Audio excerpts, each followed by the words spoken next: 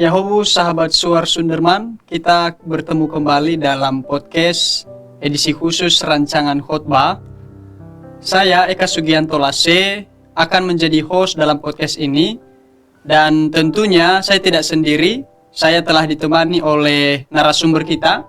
Beliau ialah alumni dari STT BNKP Sunderman dan sudah menjadi pendeta, sekaligus ialah dosen di STT BNKP Sunderman. Beliau ialah Bapak Pendeta Fotane Jiliwu. Yahu Pak. Yahu. Pada podcast ini kita akan mendiskusikan rancangan khotbah yang akan dibawakan pada ibadah Minggu tanggal 1 Maret 2026. Bahan khotbah terambil dari Injil Yohanes pasal 3 ayat 1 sampai dengan 17 dengan tema Kasih Allah besar akan dunia ini. Sebelum kita memulai diskusi rancangan khotbah, terlebih dahulu, mari kita menyerahkan diri kita ke dalam tangan Tuhan. Mari kita bersatu di dalam doa. Bapa di surga, kami bersyukur dan berterima kasih atas berkat dan anugerah-Mu kepada kami. Hingga pada saat ini Engkau telah mengumpulkan kami di tempat ini. Semua itu Tuhan hanya karena anugerah dan belas kasih-Mu. Dan pada saat ini Tuhan, kami hendak mendiskusikan bahan rancangan khotbah yang akan dibawakan pada ibadah Minggu tanggal 1 Maret 2026. Kami memohon, berikanlah kami hikmat sehingga kami boleh berdiskusi dan boleh menjadi kemuliaan bagi nama-Mu di atas kerajaan surga. Kami memohon tuntunan Roh Kudus-Mu Tuhan yang menguatkan kami sehingga kami boleh berdiskusi sesuai dengan kehendak Bapa di surga. Terima kasih ya Tuhan, di dalam nama Yesus kami berdoa. Amin. Saya akan membaca perikop khotbah yang terambil dari Injil Yohanes pasal 3 ayat 1 sampai dengan 17. Beginilah firman Tuhan. Adalah seorang Farisi yang bernama Nikodemus, seorang pemimpin agama Yahudi. Ia datang pada waktu malam kepada Yesus dan berkata, "Rabi, kami tahu bahwa engkau datang sebagai guru yang diutus Allah. Sebab tidak ada seorang pun yang dapat mengadakan tanda-tanda yang engkau adakan itu jika Allah tidak menyertainya." Yesus menjawab katanya, "Aku berkata kepadamu, sesungguhnya jika seorang tidak dilahirkan kembali, ia tidak dapat melihat kerajaan Allah." Kata Nikodemus kepadanya, "Bagaimanakah mungkin seorang dilahirkan kalau ia sudah tua? Dapatkah ia masuk kembali ke dalam rahim ibunya dan dilahirkan lagi?" Jawab Yesus, "Aku berkata kepadamu, sesungguhnya jika seorang tidak dilahirkan dari air dan roh, ia tidak dapat masuk ke dalam kerajaan Allah.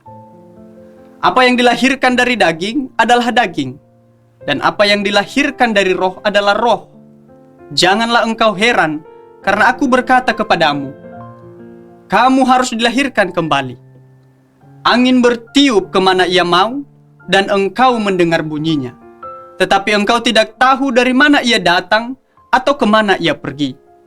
Demikianlah halnya dengan tiap-tiap orang yang lahir dari roh." Nikodemus menjawab katanya, "Bagaimanakah mungkin hal itu terjadi?" Jawab Yesus, "Engkau adalah pengajar Israel, dan engkau tidak mengerti hal-hal itu? Aku berkata kepadamu, sesungguhnya kamu berkata-kata tentang apa yang kami ketahui, dan kami bersaksi tentang apa yang kami lihat, tetapi kamu tidak menerima kesaksian kami. Kamu tidak percaya waktu aku berkata-kata dengan kamu tentang hal-hal duniawi. Bagaimana kamu akan percaya kalau aku berkata-kata dengan kamu tentang hal-hal surgawi? Tidak ada seorang pun yang telah naik ke surga selain daripada Dia yang telah turun dari surga, yaitu Anak Manusia. Dan sama seperti Musa meninggikan ular di padang gurun, demikian juga Anak Manusia harus ditinggikan, supaya setiap orang yang percaya kepadanya beroleh hidup yang kekal. Karena begitu besar kasih Allah akan dunia ini, sehingga Ia telah mengaruniakan Anaknya yang tunggal, supaya setiap orang yang percaya kepadanya tidak binasa, melainkan beroleh hidup yang kekal. Sebab Allah mengutus Anaknya ke dalam dunia bukan untuk menghakimi dunia, melainkan untuk menyelamatkannya oleh Dia. Demikian pembacaan firman Tuhan. Pertama-tama, sebelum kita masuk ke perikop khusus, kita perlu melihat gambaran besar dari Injil Yohanes. Injil ini memiliki ciri khas yang berbeda dibandingkan Injil lainnya, yakni Matius, Markus, dan Lukas. Pertanyaan saya, Pak, bagaimana cara memahami Injil Yohanes secara umum bagi para pembaca atau pengkhotbah? Baik, Eka, terima kasih. Memang kalau kita membaca Injil Yohanes dan kita sandingkan dengan ketiga Injil lainnya, Matius, Markus, dan Lukas, kita akan menemukan kesan yang cukup berbeda. Kelihatan bahwa Injil Yohanes ini memiliki keunikan.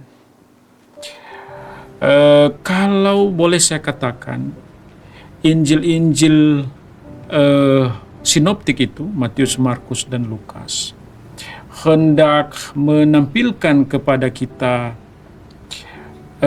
catatan historis daripada inkarnasi itu, tetapi di Injil Yohanes dia berbeda motifnya. Ia hendak menampilkan kepada kita apa arti bagi Allah untuk hadir di dalam dunia ini sebagai manusia. Jadi artinya semacam refleksi teologis daripada inkarnasi itu. Itulah yang paling banyak kita dapatkan ketika membaca Injil Yohanes. Tetapi secara historis, Eka, mungkin kita perlu mengetahui bahwa Injil Yohanes ini ditulis diperkirakan antara tahun 90 sampai 100 Masehi. Diperkirakan bahwa Injil ini ditulis di wilayah Asia Kecil. Kemungkinan besarnya adalah di kota Efesus. Ada sebenarnya yang perlu kita ketahui ketika kita hendak memahami Injil Yohanes ini. Penghancuran Yerusalem dan Bait Allah oleh Titus pada tahun 70 Masehi sebenarnya menjadi titik balik besar di dalam Yudaisme. Terjadi perubahan yang boleh kita katakan sangat radikal, sangat fundamental di dalam Yudaisme itu sendiri. Kalau selama ini ada ibadah korban, dengan hancurnya Bait Allah itu, maka ibadah itu berhenti.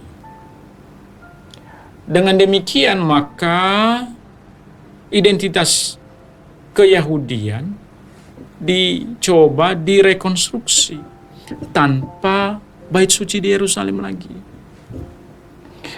Dan akhirnya apa yang terjadi akibat situasi ini, maka otoritas religius itu berpindah ke para rabi. Itu yang terjadi. Terutama kelompok Farisi. Kelompok Farisi berusaha mengonsolidasi Yudaisme. Dan itulah yang kemudian pada masa itu berpusat di Jamnia. Bagaimana konsolidasi ini dilakukan? Kelompok Farisi sangat menekankan batas identitas. Sehingga ajaran-ajaran, gerakan-gerakan yang dianggap menyimpang dari ajaran Yudaisme, maka itu akan ditentang. Maka termasuklah hari itu pengikut-pengikut Yesus, orang-orang Kristen. Lalu oleh sebabnya, kalau kita baca Injil Yohanes, maka tercermin di sana ada ketegangan memang antara kelompok Yahudi, terutama kelompok Farisi, dengan para pengikut Yesus. Bahkan tidak hanya ketegangan biasa, ya. Kalau misalnya kita baca di pasal 9 nantinya, misalnya di ayat 22, mungkin kita sudah pernah membaca kisah ini. Ada orang buta sejak lahir disembuhkan oleh Yesus. Lalu para pemuka agama Yahudi menginterogasi orang tua si buta yang sudah disembuhkan oleh Yesus itu. Mereka bertanya, bagaimana ia dapat melihat? Lalu orang tuanya menjawab, yang kami ketahui, anak kami ini buta sejak lahir. Tetapi bagaimana ia dapat melihat dan siapa yang mencelikan dia, kami tidak tahu. Mengapa orang tua ini tidak berani berkata jujur begitu, terbuka bercerita tentang ini? Mereka takut. Itu dicatat. Mereka takut. Mengapa mereka takut?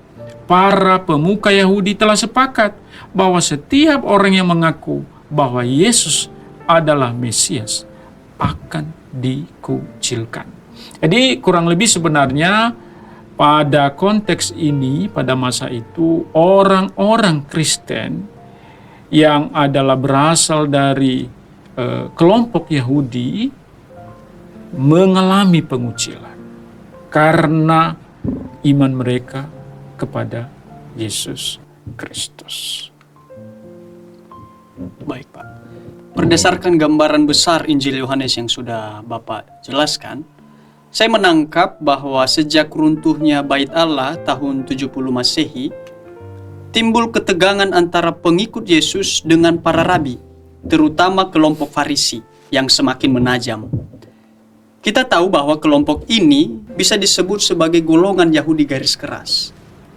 Hal yang menarik ialah pada narasi awal Yohanes 1 ayat 1-17 diceritakan bahwa Nikodemus ialah seorang Farisi yang datang kepada Yesus untuk berbincang. Sehingga saya ingin bertanya, bagaimana memahami Yohanes pasal 1, pasal 3 ayat 1 sampai dengan 17, serta pesan apa yang hendak dikemukakan oleh penulis Yohanes ini terkait Yesus dan kelompok Farisi. Baik, menarik sekali pertanyaan ini, Kak. Karena tadi kita sudah cerita ya bahwa Nikodemus ini tadi sudah dikatakan bahwa Nikodemus ini sebenarnya berasal dari kelompok Farisi itu. Tapi kok di sini ia seperti mendekati Yesus ya? Ada apa ini? Jadi Eka, kita perlu memahami perikop ini kayaknya secara bertahap. Karena ini disusun dalam bentuk narasi ya. Dan ada yang menarik sebelumnya, sebelum kita sampai di pasal 3 ini. Khususnya di pasal 2 ayat 23 sampai 25.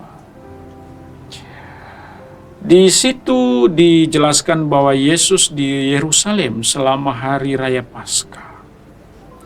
Banyak orang percaya. Mengapa? Karena melihat tanda-tanda yang diadakannya. Tapi di ayat-ayat itu dicatat bahwa namun Yesus sendiri tidak mempercayakan dirinya kepada mereka. Karena ia mengenal semua manusia. Ia tahu apa yang ada di dalam hati mereka. Dan sepertinya ayat 23 sampai 25 di pasal 2 ini menjadi pengantar memahami narasi pasal 3, secara khusus kalau kita baca pendahuluan daripada narasi ini di ayat 1 dan 2 di pasal 3.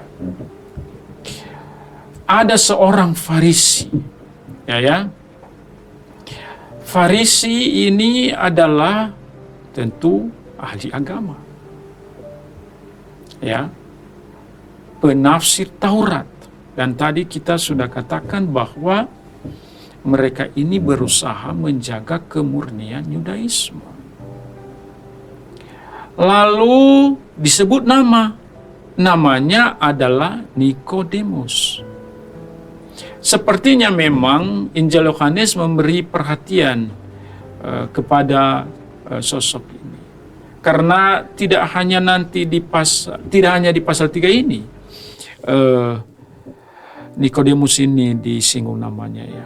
Nanti pun misalnya di pasal 7 di ayat 50 sampai 52 Nikodemus tampil di sana dan ia membela Yesus di hadapan, bolehlah kita katakan, para teman-temannya pemuka agama Yahudi yang saat itu hendak menangkap Yesus. Dan juga nanti kita lihat di pasal 19 ayat 38 sampai 42, ya, di mana Nikodemus ini bersama Yusuf dari Arimatea mengurus jenazah dan penguburan Yesus. Tapi pasal 3 ini menjadi menjadi starting point memahami Nikodemus ini, karena dari sini kita melihat nanti bagaimana progres pengenalan daripada Nikodemus ini. Lalu disebutkan pemimpin Yahudi. Ini artinya bahwa dia ini adalah orang yang terhormat dari kalangan para Yahudi, dan bisa jadi dia ini adalah anggota Sanhedrin, yaitu mahkamah agama pada saat itu. Ada yang menarik, Kak, kalau kita baca ini. Ia datang pada waktu malam. Mengapa malam, ya? Memang secara historis, ya, kalau kita hubungkan dengan soal ketegangan tadi, maka bisa jadi ini Nikodemus lakukan karena untuk menghindari pengawasan sesama anggota Sanhedrin. Apalagi tadi sudah sangat ketat, ya, pengawasannya. Siapapun yang ada gejala-gejala begitu, hendak mendekati Yesus atau hendak mengikuti ajaran Yesus, maka konsekuensinya sangat berat. Jadi kita bisa pahami ini. Lalu nanti memang karena Yohanes ini kan suka memberikan gambaran-gambaran gelap terang. Nanti juga sebenarnya di ayat yang berikut ada itu dia singgung soal terang. Jadi ada juga menafsirkannya bahwa ini simbolisme teologis. Apa itu? Bahwa meskipun dia seorang guru Yahudi, seorang penafsir kitab suci, tapi ia masih berada di dalam kegelapan. Ia berada di dalam kebutaan akan pengenalan kebenaran Yesus itu. Lalu ketika ia menjumpai Yesus di malam itu, ia berkata, "Rabi, kami tahu." Ya, jadi ini menarik mengapa ia katakan saya, tidak katakan saya, ya. Justru ia katakan kami tahu. Ini artinya bahwa bisa jadi ia sebenarnya hendak mengatakan saya mewakili juga yang lain. Kami tahu bahwa engkau datang sebagai guru yang diutus Allah. Apa alasannya? Ternyata menurut dia, karena tidak ada seorang pun yang dapat mengadakan tanda-tanda yang engkau adakan itu. Yang engkau adakan itu. Jadi ia seperti takjub terhadap tanda-tanda luar biasa yang diadakan oleh Yesus, sama seperti yang tadi menjadi kesan juga dari para pengikut-pengikut Yesus seperti kita singgung di awal ya, di pasal 2. Tapi nanti kita lihat bagaimana respon Yesus terhadap percakapan awal ini. Baik Pak, terima kasih paparan yang sudah Bapak jelaskan. Bagaimana perbincangan antara Nikodemus dengan Yesus yang ketika Nikodemus yang seorang Farisi pada malam hari bertemu dengan Yesus. Dalam narasi yang sudah Bapak sampaikan, saya ingin mengetahui bagaimana Yesus menanggapi kedatangan Nikodemus pada saat malam itu, di mana pernyataan Nikodemus menyatakan bahwa Yesus memiliki kemampuan untuk mengadakan berbagai mukjizat, berbagai tanda-tanda bahwa Yesus berasal dari Allah. Bagaimana kita memahami itu, Pak? Menarik ya, Eka. Kalau boleh kita umpamakan, Nikodemus ini datang dengan menyanjung Yesus begitu.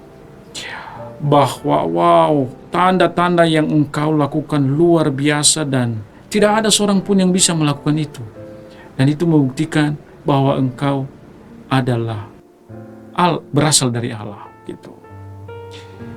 Tapi mari kita lihat seterusnya. Ternyata pengetahuan Nikodemus ini, terutama dengan mengandalkan tanda-tanda, bagi Yesus bukanlah tanda yang pengenalan yang sempurna. Bukanlah pengenalan yang sempurna. Yesus menanggapi Nikodemus dengan berkata, jika seseorang tidak dilahirkan kembali, ia tidak dapat melihat kerajaan Allah. Jadi Yesus membawa Nikodemus kepada sesuatu hal yang sebenarnya sangat mendalam, sangat mendasar. Dilahirkan kembali. Kalau tidak dilahirkan kembali, maka ia tidak bisa melihat atau memahami kerajaan Allah itu. Berikutnya, bagaimana Nikodemus menanggapi ini ya? Nikodemus berkata, bagaimana mungkin? Memang ini nanti juga kita lihat diungkap Nikodemus, bagaimana mungkin? Ia seperti tidak percaya pada apa yang disampaikan Yesus. Bagaimana mungkin seseorang masuk kembali ke dalam rahim ibunya? Kalau dia sudah tua ya. Bagaimana mungkin itu dilahirkan kembali? Saya ini sudah tua begitu, mungkin kata Nikodemus. Lalu kalau saya kembali ke rahim ibu saya, mungkinkah itu? Jadi terjadi apa yang boleh kita katakan di sini, yaitu miskonsepsi ya. Mereduksi apa yang dimaksud oleh Yesus ini ke proses biologis, gitu. Lalu kalau kita lihat lebih lanjut, bagaimana Yesus menanggapi kesalahpahaman ini ya? Ia justru seperti memperdalam. Ya. Jika seseorang tidak lahir dari air dan roh, ia tidak dapat masuk ke dalam kerajaan Allah. Wow. Jadi tadi dilahirkan kembali, sekarang dilahirkan dari air dan roh. Dan ia tidak dapat masuk ke dalam kerajaan Allah. Dan Lebih lanjut, Yesus berkata, menegaskan bahwa yang dilahirkan secara jasmani bersifat jasmani, dan yang dilahirkan di dalam roh bersifat rohani. Sebenarnya apa yang mau dikatakan oleh Yesus di sini, bahwa hai Nikodemus, kamu harus dilahirkan kembali. Mengapa? Okelah katakan kamu telah lahir sebagai keturunan Abraham, sebagai seorang Israel. Tetapi itu tidak otomatis akan membuatmu mengenal kerajaan Allah dan masuk ke dalam kerajaan Allah. Oleh sebabnya, ia tegaskan kamu harus dilahirkan kembali. Di ayat 8 tadi ada disebut soal anginnya, angin bertiup, tidak kita ketahui dari mana dan kemana. Artinya kita tidak mengetahui secara kasat mata. Demikianlah orang yang lahir dari roh. Dan demikian dia melampaui tanda-tanda lahiriah. Jadi apa sebenarnya yang mau dikatakan oleh Yesus di sini? Kamu datang di sini mengandalkan tanda-tanda lahiriah, ya. Itu tidak bisa menjadi penanda bahwa kamu mengenal aku. Kamu datang mengandalkan statusmu, ya, di sini sebagai keturunan Israel. Itu melampaui. Jadi itu tidak akan menjamin bahwa engkau mengenal dan bisa masuk ke dalam kerajaan Allah itu, selain daripada dilahirkan kembali. Baik Pak, dari yang sudah Bapak sampaikan bahwa terlihat Nikodemus gagal memahami identitas Yesus sebagai Mesias. Lalu bagaimana Yesus menyadarkan atau paling tidak menegur miskonsepsi dari Nikodemus? Iya Kak, mestinya Nikodemus menyadari bahwa ia salah. Tapi justru kalau kita lihat di ayat 9, krisis pemahaman ini terulang lagi. Ia berkata, bagaimana mungkin? Jadi sepertinya ini menunjukkan bahwa ketidakpahamannya ini semakin mendalam. Dan Yesus memang memanfaatkan situasi itu, ya, untuk pada akhirnya dia membawa nanti Nikodemus ini pada pemahaman yang benar. Tapi ia tegur dulu. Bagaimana ia menegur? Ia menegurnya dengan tajam. Hai Nikodemus, masa engkau ini seorang guru Israel? Engkau tidak memahami apa yang saya katakan? Masa sih? Kan kurang lebih begitu. Tapi sebenarnya Yesus mau menyadarkan Nikodemus di sini bahwa setinggi-tingginya ilmu agamamu Nikodemus, katakan begitulah, maka engkau tidak akan bisa memahami pekerjaan-pekerjaan Allah. Kata lainnya bahwa kita tidak bisa mengukur Allah itu, mengukur kebesaran Allah melalui ukuran logika kita. Jadi ini menjadi teguran yang sangat tajam sebenarnya. Sekaligus sebenarnya secara implisit Yesus hendak berkata, hal ini sebenarnya bukan hal yang baru. Ketika saya berkata dilahirkan kembali. Mengapa? Karena sebenarnya hal ini telah disampaikan oleh para nabi-nabi sebelumnya. Misalnya Nabi Yeskiel di pasal 36 ayat 25-27 di sana, misalnya disebutkan dipercik air bersih, hati yang baru, roh yang baru. Jadi Yesus mau berkata bahwa engkau berkata mengenal perjanjian lama, kalau misalnya bahasa kita sekarang, engkau mengenal kitab suci Israel. Tetapi itu tidak sama dengan engkau memahami pekerjaan Allah. Begitu ya.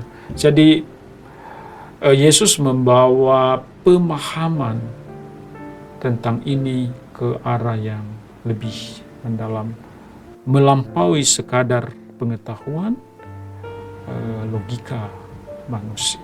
Gitu. Baik. Dari tanggapan Yesus untuk menjawab krisis pemahaman Nikodemus, Pak, yang membuat saya penasaran ketika Yesus memberikan argumennya, mengapa ia menggunakan cerita dalam perjanjian lama, cerita tentang bagaimana ular tembaga di masa Musa. Apa sebenarnya, apakah Yesus mau menggunakan itu sebagai fundamen argumen yang akan dia sampaikan, atau apa maksudnya? Ya, jadi setelah itu memang Yesus memasuki semacam kesaksian utamanya ya. Ya, kalau boleh kita katakan pengajaran utamanya lah kepada Nikodemus pada saat itu, dan tentu kepada kita juga saat ini. Di ayat 13, karena Nikodemus itu berkata, bagaimana mungkin itu? Ya seperti tidak percaya kan? Di ayat 13, Yesus berkata, tidak ada seorang pun yang telah naik ke surga selain dari Dia yang telah turun dari surga. Dan demikian apa yang mau dikatakannya, bahwa apa yang saya katakan ini adalah kebenaran. Dan tidak ada yang bisa mengatakan itu selain daripada Dia yang telah turun dari surga. Dan siapa yang telah turun dari surga itu? Hanya satu, yaitu Dia sendiri, Yesus Kristus. Lalu ya tadi kemudian kalau kita teruskan membacanya, maka Yesus kan mengambil tipologi ular, merujuk pada apa yang dilakukan oleh Musa di padang gurunnya untuk menyelamatkan orang Israel yang pagut oleh ular karena pemberontakan mereka, dan ular tembaga ditinggikan oleh Musa pada saat itu. Lalu Yesus juga berkata bahwa anak manusia juga ditinggikan. Jadi sebenarnya kita boleh bertanya, kapan anak manusia ini ditinggikan? Rupanya nanti adalah pada peristiwa penyaliban Yesus. Jadi penyaliban Yesus itu bukanlah kehinaan. Itu. Jadi Yesus membawa Nikodemus ke sini untuk melihat kebesaran kasih Allah. Dan nanti itu adalah terjadi pada saat penyaliban Yesus Kristus.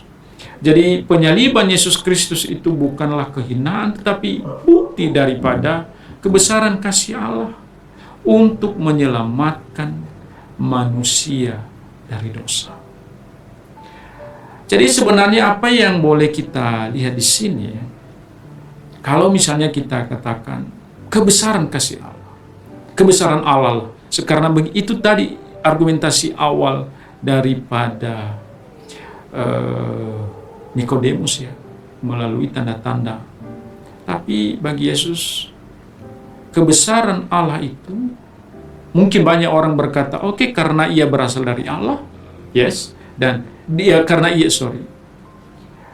ia berasal dari sorga, ya, Yesus mengaku itu. Tetapi yang sangat ditekankan di sini sebenarnya karena ia menyelamatkan orang-orang berdosa. Karena ia membebaskan orang-orang yang ditawan oleh kuasa dosa. Dan itu adalah nanti tentu beritanya ada di salib. Dan dengan demikian, kebesaran kasih Allah ini bukan hanya untuk orang Israel saja. Ini, tetapi juga untuk semua orang yang percaya. Itu nanti yang kemudian ia katakan. Baik, Pak. Kita masuk pada bagian Yohanes 3 ayat 16. Perikop ini, ayat ini sering sekali dikutip, bahkan banyak sekali dikutip oleh orang-orang. Nah, saya kira ayat 16 ini merupakan kesimpulan dari pernyataan Yesus. Sehingga saya ingin bertanya, apa makna sesungguhnya dari pernyataan Yesus dalam Yohanes 3 ayat 16 sampai dengan 17? Oke, ya Eka, jadi kita akan memasuki bagian terakhir dari perikop ini, ayat 16, 17. Jadi secara khusus ayat 16 itu ya, kayaknya semua orang menghafalnya ya, karena begitu besar kasih Allah itu ya akan dunia ini dan seterusnya. Jadi apa yang kita bisa lihat di sini, beranjak dari bagian yang sebelumnya, Allah mengasihi dunia, betul, dan begitu besar kasih Allah,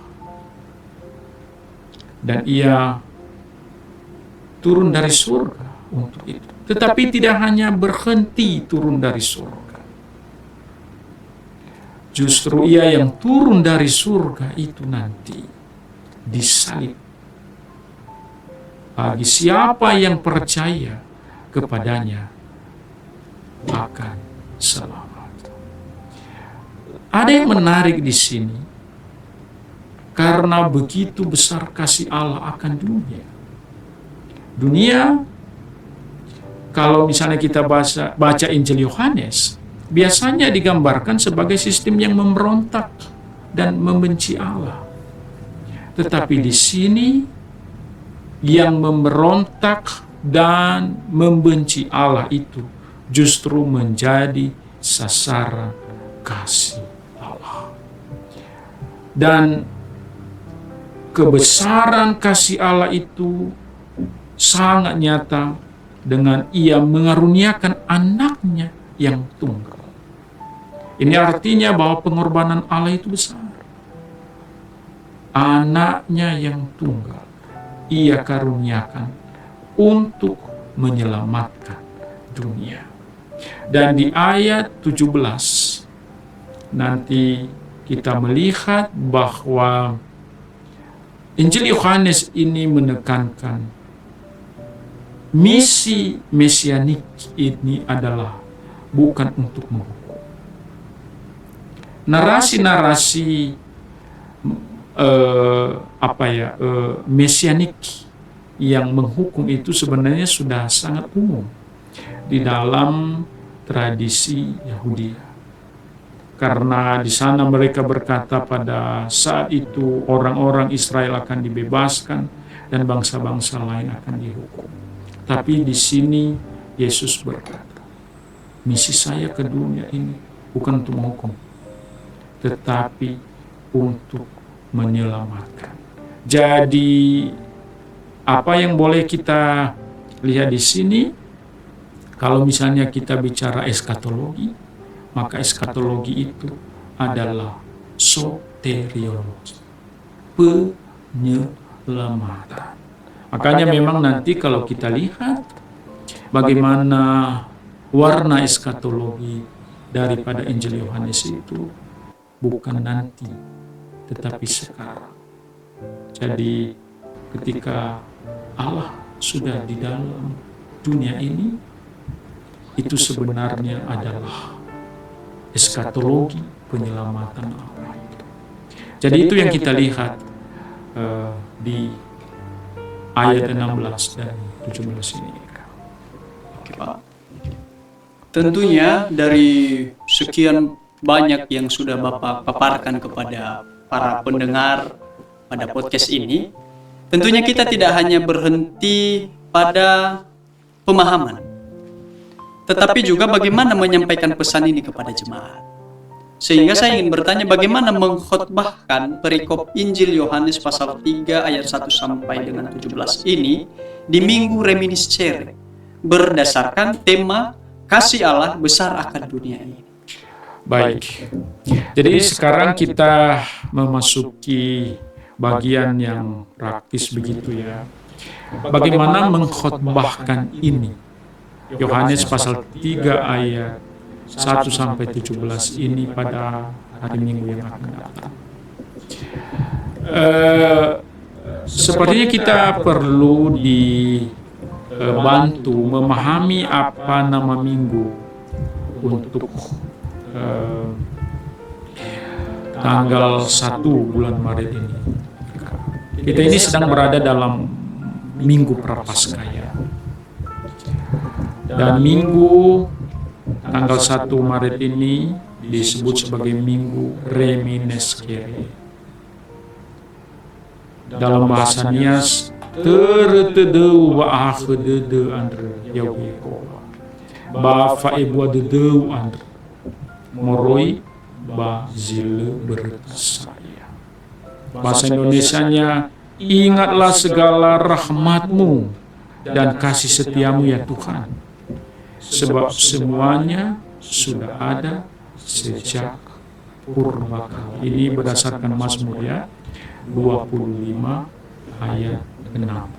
Ingatlah Tuhan, ingatlah segala rahmat.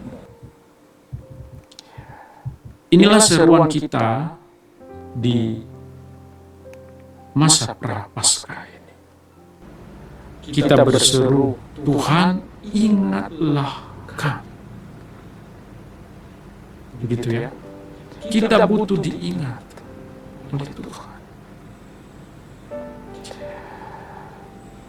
Kalau misalnya kita kembali ke belakang Nikodemus ya, sebenarnya kita boleh katakanlah, Nikodemus sebenarnya menyadari ini, kebutuhan ini, butuh untuk diingat. Ya. Tetapi kita melihat tadi ia menyembunyikannya. Ya, banyak hal lah. Tadi mungkin karena takut. Ya, karena gengsi kalau misalnya sekarang ya. Tetapi hal yang paling penting adalah bahwa kita butuh diingat oleh Tuhan. Dan kalau kita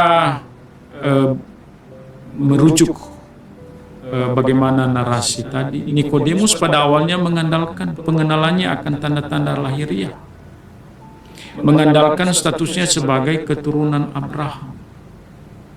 Tapi di sini Yesus,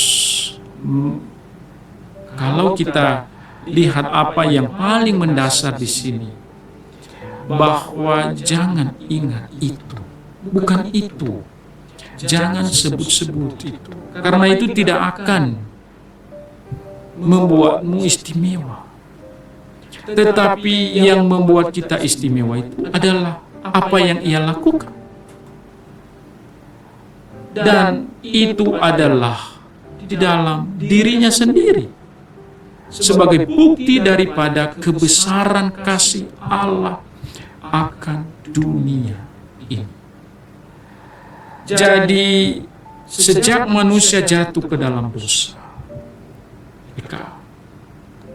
Allah tidak pernah lupa akan kasih.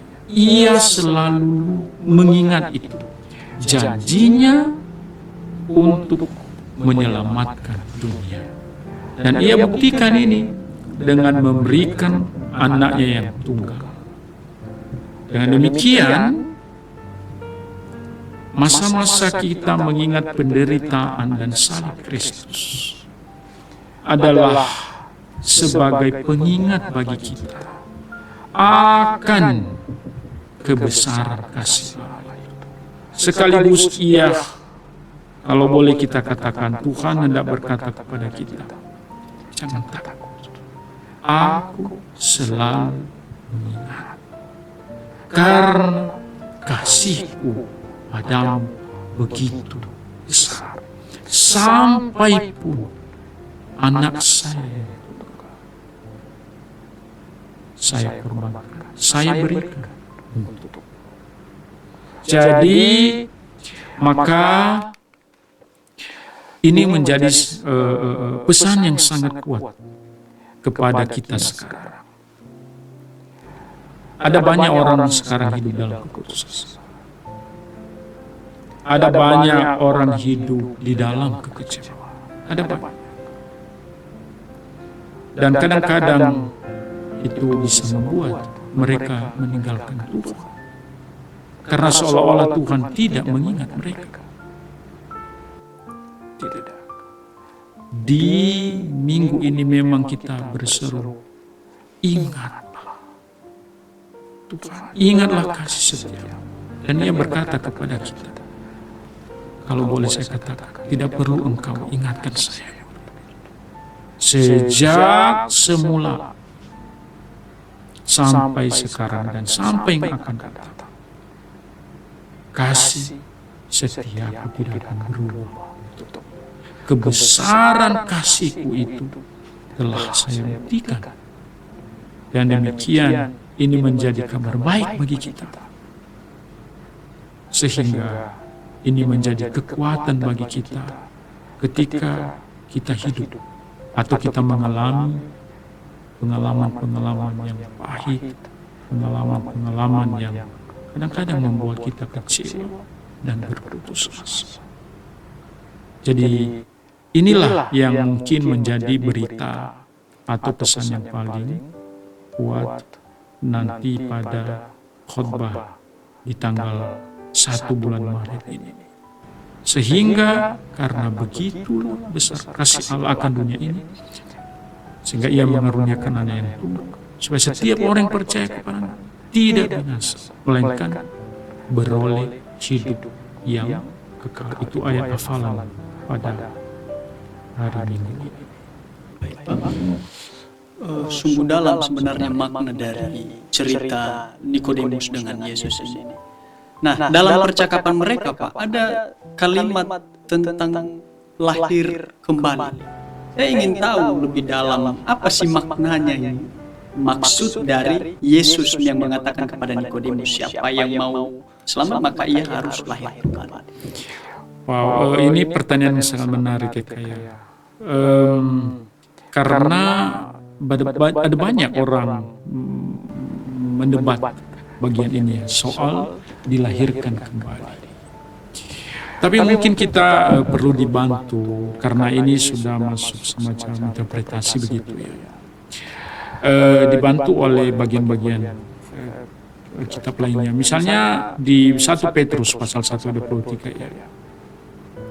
Di situ dikatakan kamu telah dilahirkan kembali bukan dari benih yang fana, tetapi dari benih yang tidak fana, yaitu firman Allah. Jadi kita dilahirkan oleh firman Allah. Firman Allah itu bekerja, kurang lebih lah begitu. Lalu misalnya lagi di 2 Korintus ya pasal 5 ayat 17. Siapa yang ada di dalam Kristus? Ia adalah ciptaan baru.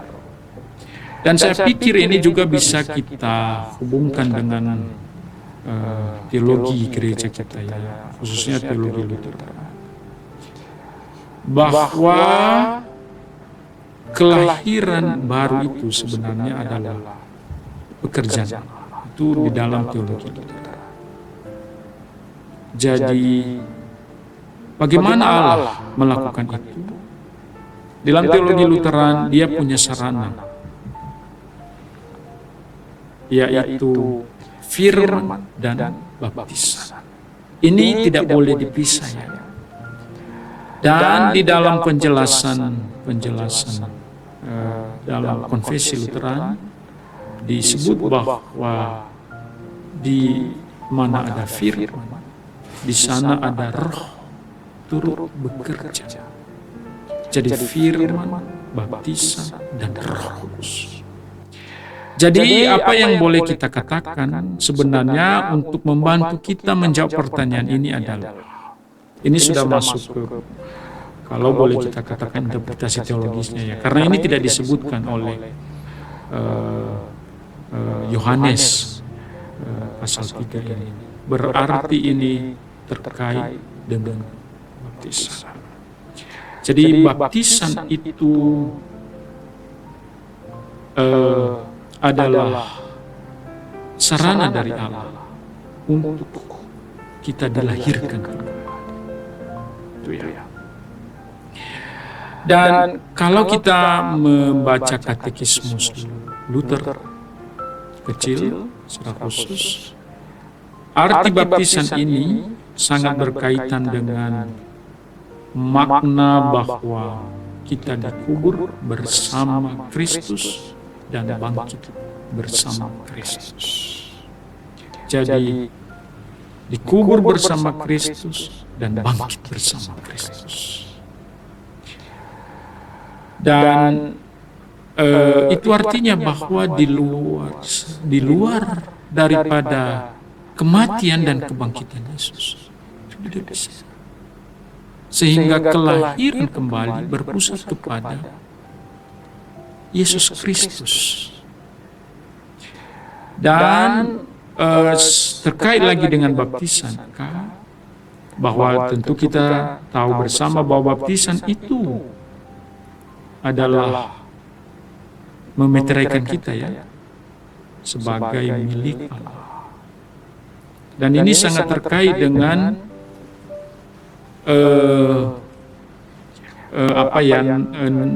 Minggu Remenescere tadi.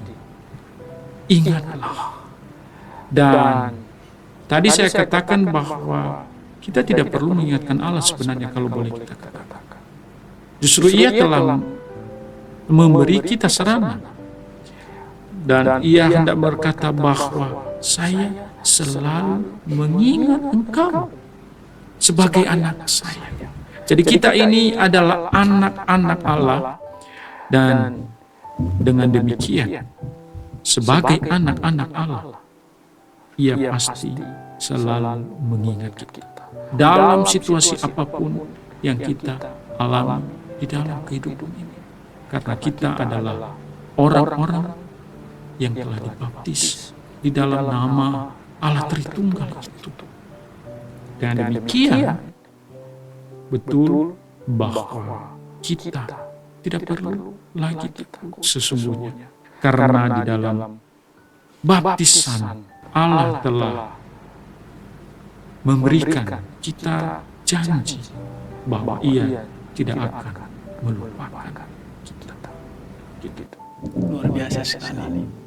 Sahabat Suara Sunderman, dari diskusi ini kiranya dapat membantu kita untuk memahami dan mengkhotbahkan Injil Yohanes, secara khusus Yohanes pasal 3 ayat 1 sampai dengan 17 dengan tema Kasih Allah besar akan dunia ini, yang akan dibawakan pada ibadah Minggu tanggal 1 Maret 2026. Saya kira Pak Pendeta boleh memberikan kalimat penutup kepada sahabat Suara Sunderman terkait kesimpulan dari keseluruhan perikop ini. Ya. Jadi minggu ini sekali lagi adalah Minggu Remenescere. Kita berseru kepada Allah, ingatlah segala rahmat-Mu dan kasih setia-Mu ya Tuhan. Dan melalui perikop ini kita mendapatkan kabar baik. Kabar baiknya adalah bahwa kebesaran kasih Allah yang telah Ia tunjukkan kepada kita, kepada dunia ini yang sebenarnya tidak layak, tetapi Ia telah mengasihi dunia ini, dan kebesaran kasih Allah itulah sesungguhnya menjadi jaminan bagi kita bahwa Allah tidak akan pernah melupakan kita. Mungkin dunia tidak mengingat kita, saudara-saudara kita mungkin tidak mengingat kita, sahabat-sahabat kita tidak mengingat kita, tetapi Allah mengingat kita di dalam kasih-Nya, sekali lagi kebesaran kasih-Nya menjadi jaminan untuk Demikianlah podcast Suar Sunderman edisi khusus rancangan khotbah. Kami mengucapkan terima kasih banyak kepada Bapak Pendeta Fotani Ziliwu sebagai narasumber dan kepada rekan-rekan yang bekerja di balik layar. Teristimewa kepada para sahabat Suar Sunderman yang sudah mendengar podcast ini. Kami juga mengucapkan selamat melayani bagi seluruh para pelayan di ibadah Minggu tanggal 1 Maret 2026. Sampai jumpa di episode berikutnya. Tuhan Yesus memberkati. Yahoo.